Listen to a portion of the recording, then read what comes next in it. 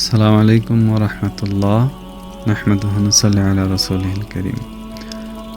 আবু হুরায়রা রাদিয়াল্লাহু তাআলা আনহু থেকে বর্ণিত আছে, রাসূল সাল্লাল্লাহু আলাইহি ওয়াসাল্লাম বলেছেন, তোমরা 7টি ধ্বংসাত্মক জিনিস থেকে দূরে থাকো। সাহাবাগণ জিজ্ঞেস করলেন, সেগুলো কি কি?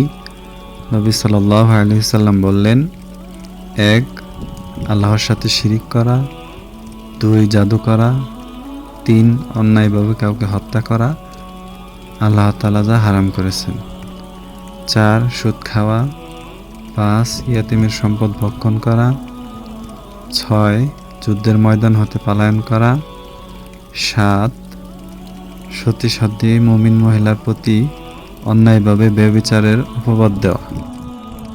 আল্লাহ তাআলা আমাদের সবাইকে এই 7টি ধ্বংসাত্মক জিনিস থেকে দূরে থাকার তৌফিক দান করুন। আমিন।